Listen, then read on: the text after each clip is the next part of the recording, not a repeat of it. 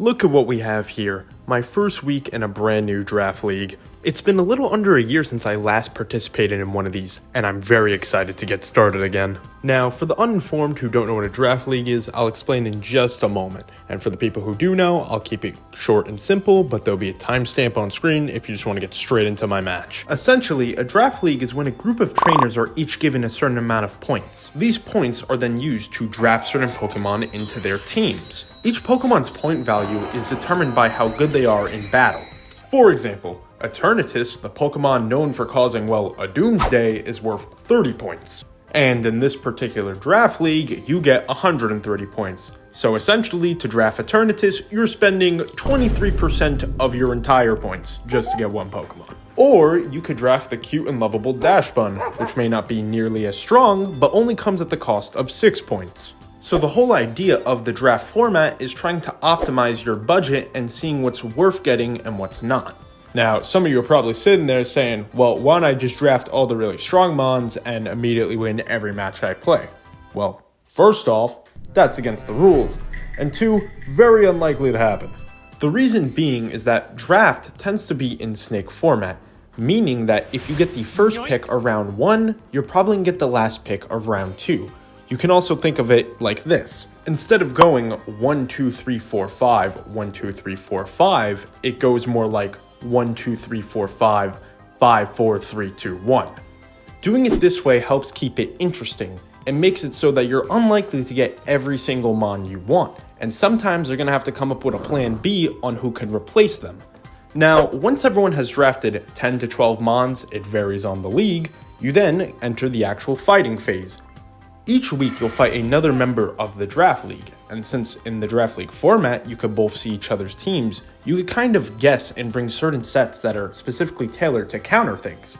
This is fair because the opponent can do the exact same thing and leads to some really interesting and fun matches. Now, depending on how your match goes, it will affect your overall score, and not just by, oh, did you win or did you lose, but also how many Pokemon did you win or lose by. For example, if I beat my opponent and have 3 Pokemon remaining, I have a win-to-loss record of 1-0 and I have a +3 differential. This is important because when all the weeks are over, the top half of the draft league will go to the playoff rounds, aka this little mini tournament, which will decide who is the overall winner of the entire draft league.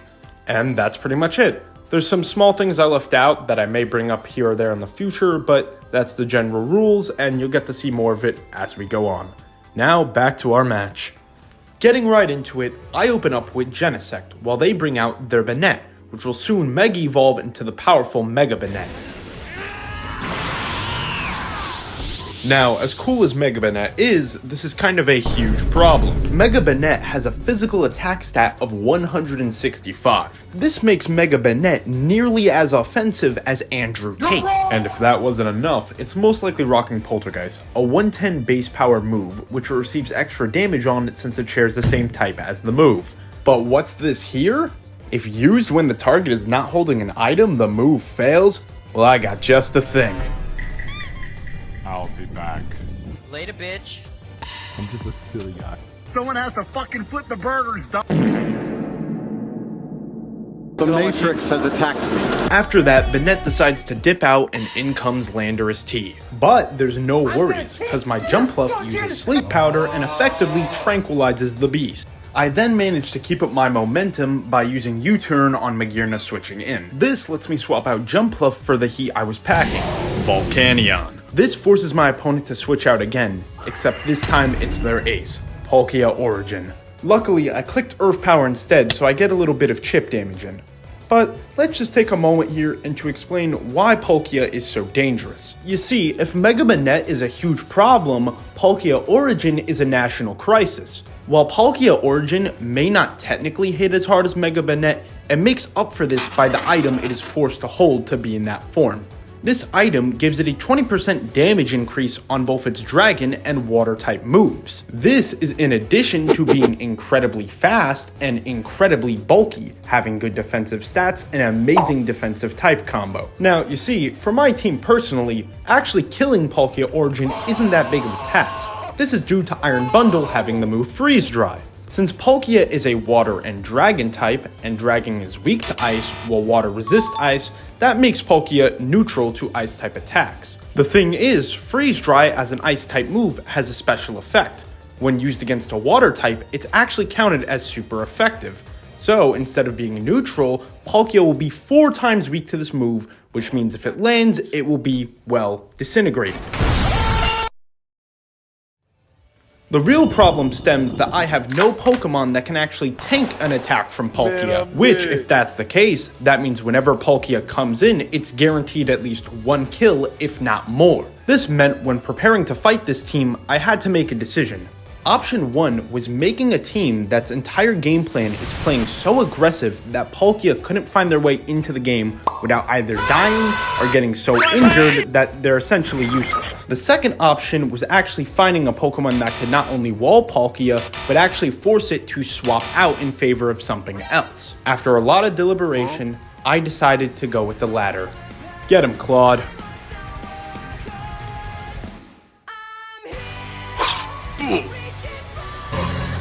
I better get out of here while I still can! That's it, I'm out of here. Did you forget about me?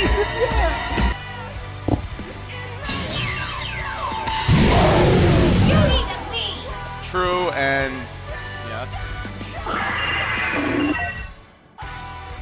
Listen, man, I think you should just give up. You already saw that Palkia can't break through. It's your ace. It's pretty much over. When Clodsire is on the field, the Space God Horse will yield.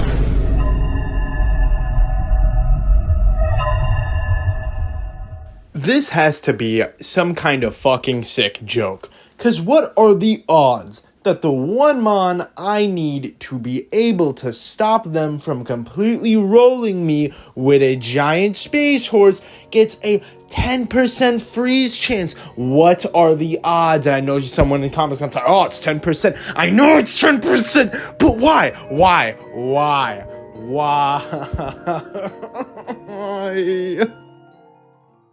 Alright, it isn't over yet though, I can still win. I just need to start playing very aggressive. After the Forbidden Freeze of 1987, I decide I have to let Claude die to try to get Iron Bundle in and immediately go on the offensive.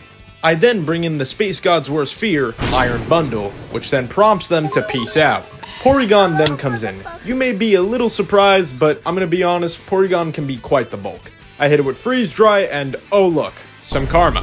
Which the reparations are appreciated, but I wouldn't exactly call even, because Porygon is worth 1 point and Claude was worth 11. That's like trading a whole ass meal for a single can of Arizona, which I'll take what I can get, man. Now, tuning back into the game, I decide to swap Iron Bundle out in favor of Volcanion.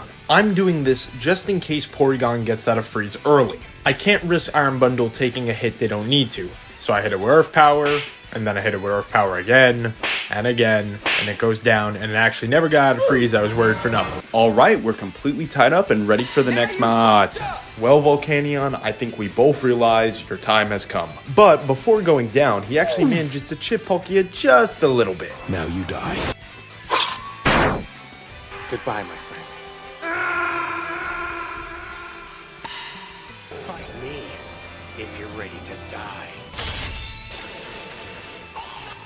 We are now in the endgame, with both of us having 4 Pokemon apiece. And to be honest, I like our odds. We still have both of our Uber Pokemon left, while they've lost their most expensive Pokemon and most powerful, Palkia Origin. But let's just see how things go. They decide to put in their first pick of the draft, Magearna versus my Iron Bundle. But I decide to swap them out for my Genesect, my first pick of the draft. Due to me switching out though, they actually get a free turn to buff up their stats with Calm Mind. This doesn't last long though, because they end up switching out for the top B, Mega Banette, who is now forced to eat a +1 flamethrower, which does tons of damage, and on top of it, I get a lucky burn. Now, instead of finishing the job, I actually switched Genesect out here. I do this because Mega Banette is well known to be a user of a move called Destiny Bond. When the user uses this move, it inflicts a Destiny Bond upon itself, which, whenever something kills the user of this move, it will then die with it no matter what HP it was at. Mega Banette also has the ability Prankster, giving this move priority,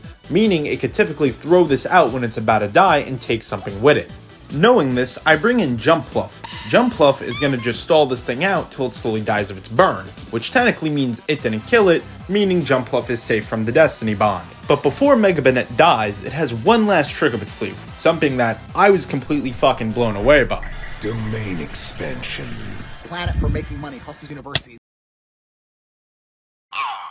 Well, this is a little strange. Why would you put up Trick Room and why is Victini here? Wait. I know what this is. Trick Room makes the slower Pokemon move first, and my remaining Pokemon are faster than Victini naturally or via item. And Victini's signature move V-Create, which is one of the single strongest moves in the game at 180 power. Its only downside is that it lowers its speed and defense, but if it's lowering its speed in Trick Room, that means he's gonna turn my entire team into ash, baby! This match is over. I've lost. I have nothing that can stop. Nah, I'm just playing. Lugia, crush it, Skull. Thank you. Huh? Guy, what are you made of? Pure metal? Affirmative. Ow. Errors have been made. After Victini was shown to be tonight's biggest loser, Magearna comes in, and with this free turn because of the switch, Lugia can heal themselves up back to full. There is one problem. Since we're still in Trick Room, Magearna moves first and steps up to Calm Mind. Luckily, Lugia sticks the middle finger and whirlwinds Magearna out, causing them to lose their buffs and their will to live. Landorus is then forced in, and since they're still very eepy, I try to switch out to Genesect. This proves to be a mistake, because Landorus wakes up, hits me with knockoff, removes my item, and critical hits me. Landorus makes a break for it while Victini comes in. This makes Victini take Stealth Rock damage and the Ice Beam that was originally meant for Landorus. I make a mistake here. Instead of clicking Bug Buzz, I swap him out and bring Lugia in. This forces Lugia to take Bolt Strike, a super effective move which paralyzes me. But you know what? It's okay. Only a 0.25% chance for Para to activate, and all I gotta do is land this hit. Miss. 5%, 4%, 4%, 5%, 5%. Anyways, due to being unfortunate, Lugia is forced to die by Victini's hand. With Lugia going down prematurely, I panic and send in Jumpluff, which all I can really do is put them to sleep, which is what ends up happening. But instead of capitalizing on this sleep, I get way too scared of it waking up early and keep Jumpluff in as I swap Victini out.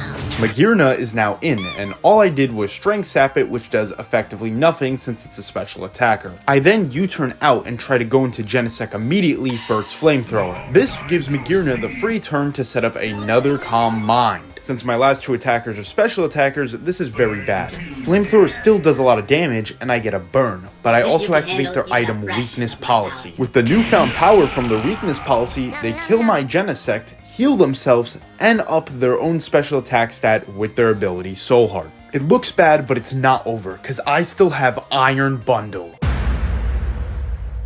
And after all this misfortune, I'm still in the game. You know why? Because I have the ultimate creation on my side. The ultimate Paradox Pokemon, Iron Bundle. This is your time to show them Iron Bundle. Show them that no matter what happens, they cannot beat your sheer power. You may be based off one of the weakest Pokemon to ever exist, and yet you are the strongest. Go, my Iron Bundle. Miss. Man, fuck this shit. I'm playing Power World, dude.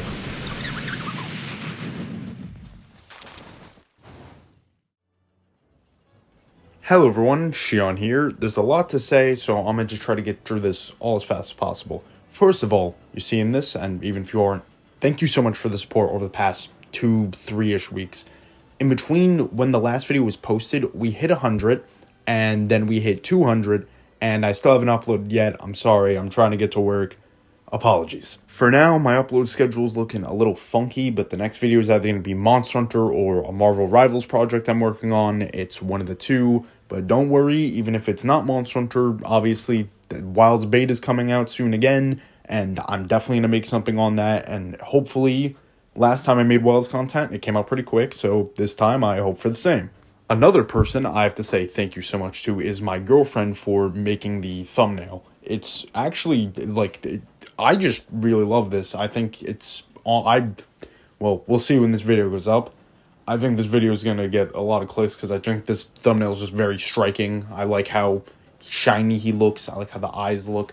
I genuinely like how much he pops out, and genuinely very pretty. Very glad to have it. Thank you so much, babe, for making it for me.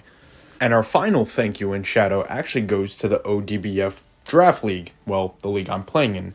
Their Discord will be linked down in the description. It has been very fun just playing there. It's nice to be in a draft. It's very well ran, and I highly check if you're into draft, or even if you want to just try to get into, why not come check it out.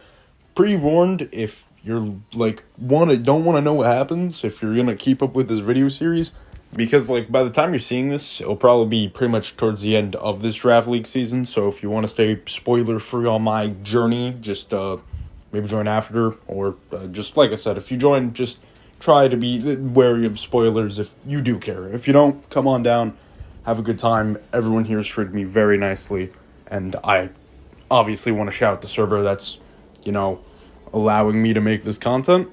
So yeah, that's pretty much everything. Hopefully next upload will be sooner, and I will catch you guys next time. See you later, have a good one, and bye-bye.